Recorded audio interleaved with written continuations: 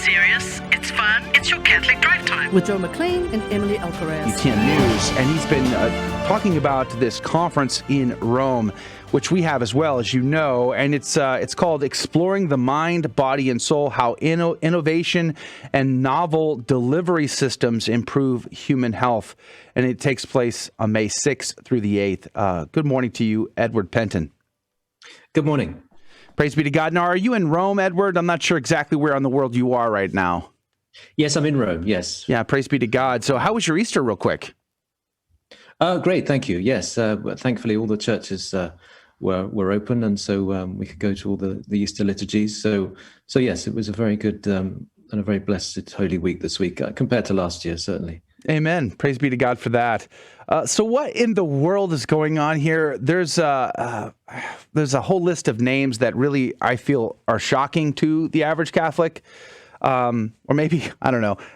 I just feel like they're really crazy people to be invited to the Rome. So first, tell us, what is this event? What are they trying to accomplish? And then maybe give us some of the names that are on the list.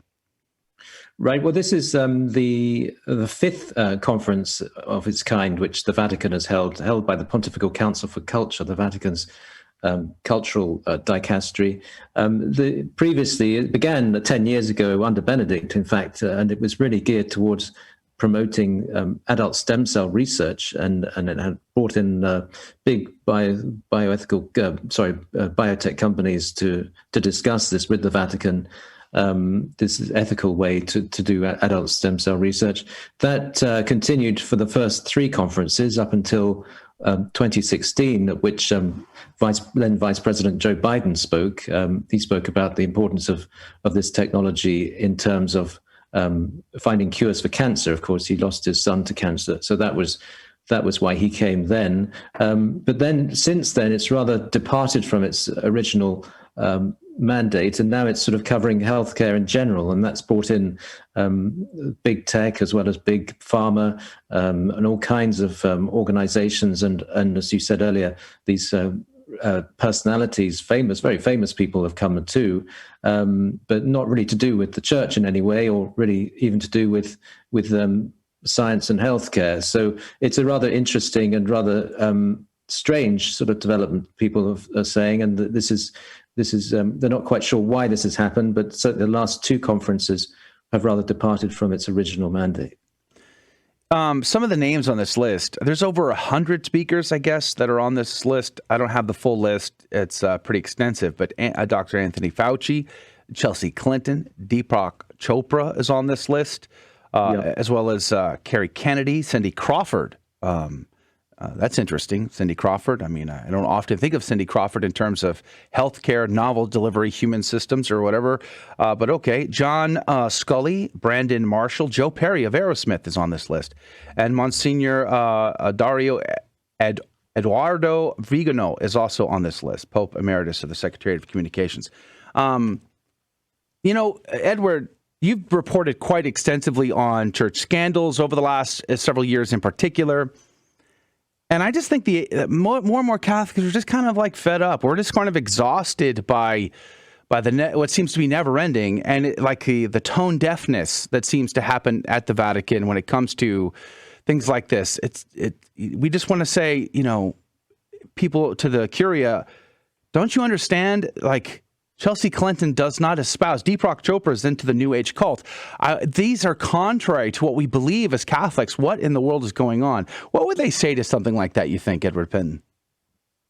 Well, I did speak to the official in the Vatican who's been in charge of organizing this, Monsignor Trafni, Thomas Trafni of the Pontifical Council for Culture, and his view is very much as what the view of the Vatican has been since the Second Vatican Council, which is to engage with the world and to try and dialogue with the world instead of, as he put it, fight against it, and to try and reach out to them and explain the faith to them and challenge them, as well as have them challenge the church. And that seems to be the view. It's very much in line, in fact, with what the Pontifical Council for Culture's mandate is, and it says on its website, its mandate is it traces its origins to the Second Vatican Council into opening up to what it says is that great, dynamic, worried, and multiform world of contemporary culture.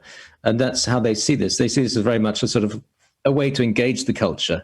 But having said that, when you look at the program, there's no real evidence of opportunity for the church to really portray, or rather convey, the church's teaching to these speakers and to these delegates. There's various roundtable groups and discussion groups between, for example, Mormons, Muslims, and Jews, for example, but not a Catholic theologian present to discuss, for example, the importance of fasting. So it's a rather strange importance of fasting to one's health, and so it's a rather strange agenda in the sense that it seems to be all one way, and that I think seems to be one of the criticisms of this, that although it sounds on paper to be very much in keeping with the Second Vatican Council and so forth, when in practice it tends to be very much a one-way street, and there's a lot of taking perhaps from the others and not much giving to the church, and there's not a lot of challenging going on either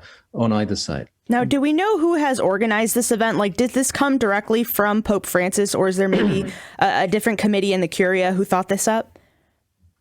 No, as I say, it goes back to 10 years ago, and that developed, I think, from a collaboration with the Pontifical Council for Culture and this group, the Cura Foundation, which was part of, actually dates back to the Jubilee year 2000 under John Paul II, and this was a what's called the Stock Project, which was set up really to engage science and faith and to bring a better dialogue between the two, and that kind of evolved into these conferences.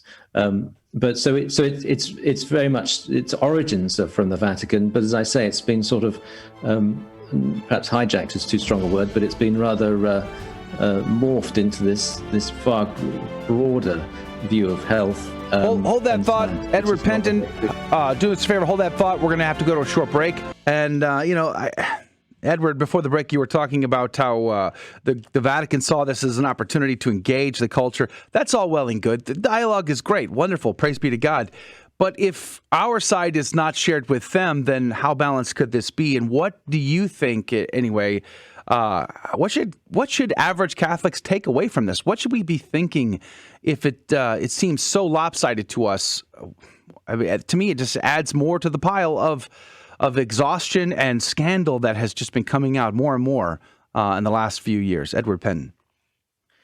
Yes, I mean, this is the unfortunate takeaway from this, I think, for a lot of people. And this is, as I say, this is a process that's been going on for some time. But I think what we're seeing is perhaps a sort of departure from what the Vatican Council wanted, or maybe it's being true to it. But it seems to be problematic in the sense that you're getting these organizations wanting to dialogue with the Vatican, but then once they're given an inch, they take a mile, and they then sort of push their agendas rather than the Vatican challenging them with the Church's teaching. And that, as I said earlier, that seems to be the trend here. And it's and you're seeing it in different areas of the Vatican now, and they're not. In a way, you could say it's having an effect on the way that the Vatican, the pronouncements the Vatican makes. Some say that it's now more compromised, that it won't speak about certain things because these organizations are now closely involved with the Vatican. You see it quite strongly in the Pontifical Academy for Sciences, for example, and that's another aspect to this. And some argue that, well, maybe there's money involved, maybe it's because the Vatican is struggling financially, especially after the COVID pandemic, whether there's money in it for the Vatican, and that's why they allow this. But I think I did ask the official in the Council for Culture about this, and he said, well, no, there's no money being given beyond paying for these conferences. But that's, that could be problematic too, because if they're paying for these conferences, then they get they're allowed to have the conference go the way they want it, rather than the way perhaps the Vatican does. So those who have the money pull the strings very often, and that seems to be what's happening here. So yeah, it's all a rather problematic development, I think many would argue, and but we'll see where it goes from here. Mm.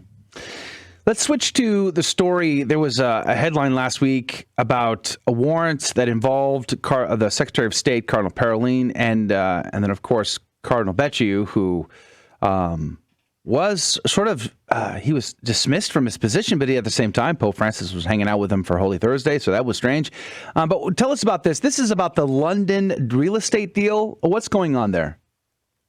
Yes, this was the arrest warrant for a broker, financial broker called Gianluigi Torzi, who was responsible for brokering this London property deal that was eventually sold to the Vatican. The Vatican bought this property after having made massive losses on it, and they bought it through Mr. Torzi in order to, I think, recoup the losses. Now, the mystery about this is why this man Torzi was brought in by the Vatican, because he had already had a reputation of financial malpractice and money laundering and other financial crimes.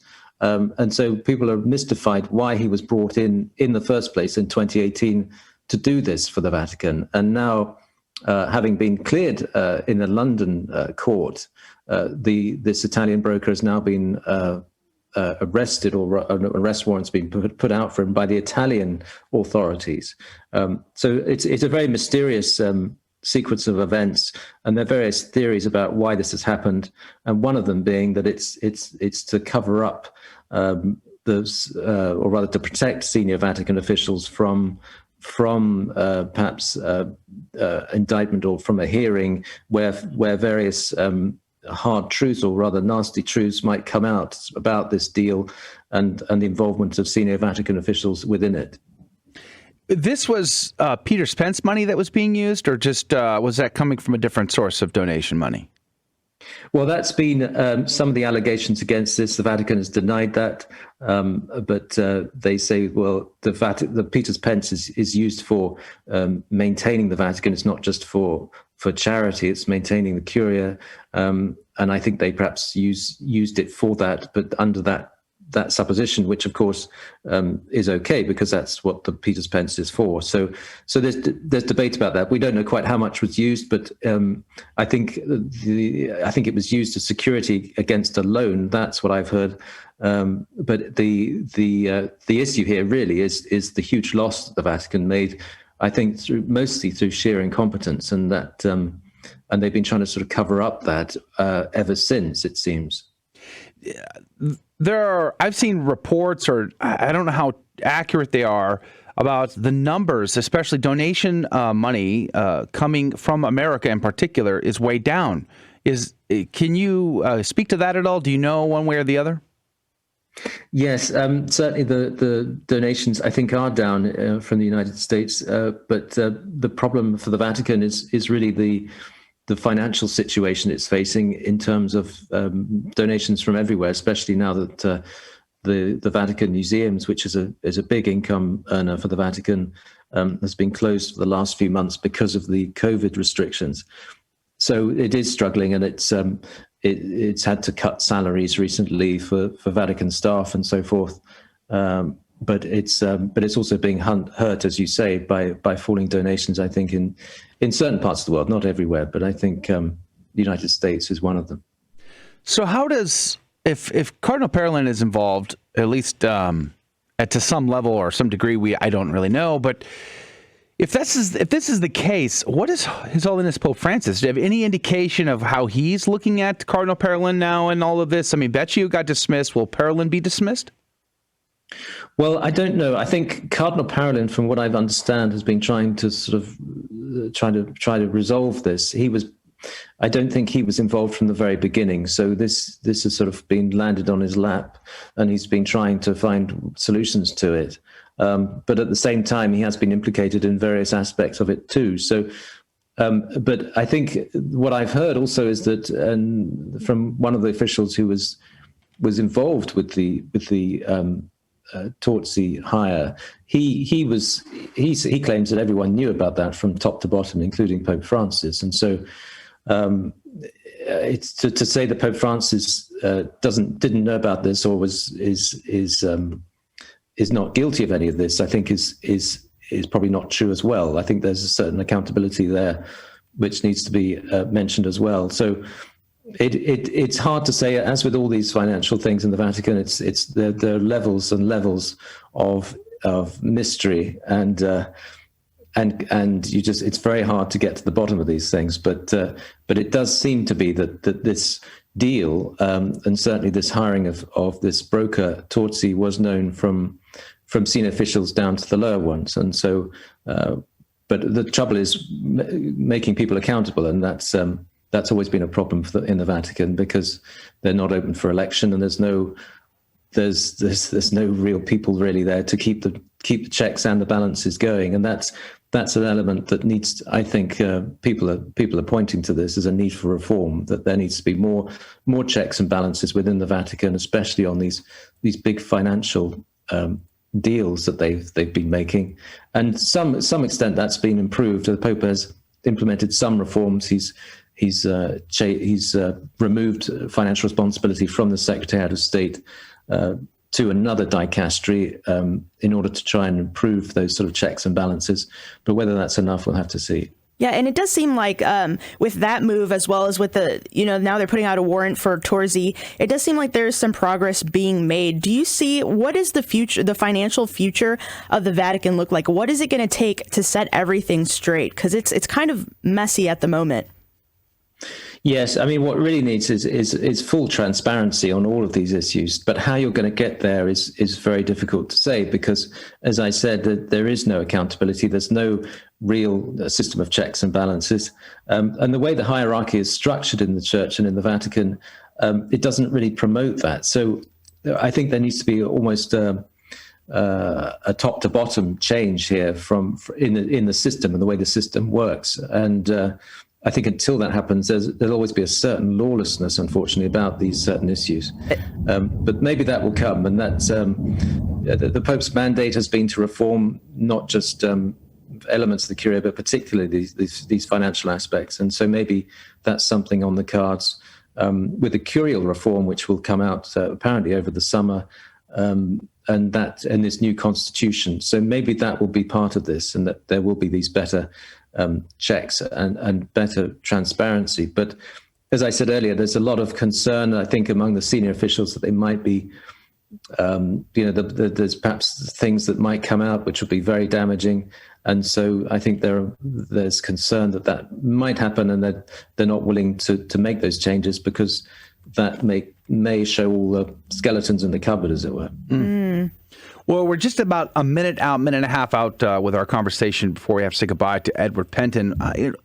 Do you think there's a sense here that the folks that were involved in this at the Vatican, the Curia, that they just didn't think that the faithful would be upset about this, that they wouldn't see that there's an issue? Is there some sort of tone deafness going on here, or am I misread that? Well, there is. I mean, there's a whole mixture of things, and as it's often said about the Vatican, don't attribute malice what can be attributed to sheer incompetence. That's sad. I think there can be a lot of incompetence, unfortunately, going on in the Vatican, and that's often the large proportion of this. And they're not trained in finance. These officials, they're trained priests, and they're not. Finance is not their thing, and so unfortunately they get involved in these things, and often they can easily go wrong. And I think that's what we're seeing here. But there are other things too, and I think there are elements perhaps of blackmail too and things, but we don't know that. That's speculation. All right, we are out of time. Edward Pentin, thank you for being on with us today. We are very grateful for your time and for your insight into this another difficult and scandalous topic. Edward Pentin, God bless you and God love you. My pleasure. Thanks. Good to be with you. All right, that's going to do it for hour number 1 of Catholic Drive Time. If you can join us in the second hour, we've got a whole new set of prizes to give away this week on our Fear and Trembling game show. That and a whole lot more Catholic Drive Time. If you're available, go to grnonline.com/CDT for the links. God love you. Thank you for joining us on your Catholic Drive Time, where it is our pleasure to keep you informed and inspired. Join us Monday through Friday at the same time, right here on your favorite Catholic radio station. Don't forget to connect with us. Just go to facebook.com/Catholic Drive Time. Again, that's facebook.com/Catholic Drive Time. Be sure to share more than just us today. Share Jesus with everyone you meet. Bye now, and God love you.